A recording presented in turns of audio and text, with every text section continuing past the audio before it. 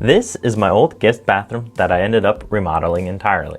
The idea is to convert this into a shower instead of a bath, since we'd never used the bath anyway. I ended up doing everything myself on this project except for the installation of the granite countertop, which was only 50 bucks extra for the people that I bought it from for them to install it. Overall, the project costed me about $3,200, which I thought was pretty good. And keep in mind, this was all done prior to COVID, so nothing was inflated like it is today. It took me about 5 to 6 months to complete the entire project, since mostly I worked on the weekends and a little bit in the evenings.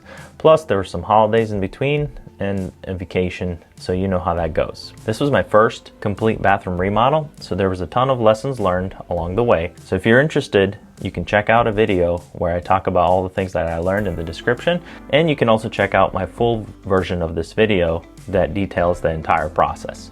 Hope you like it. Thanks for watching. Don't forget to subscribe.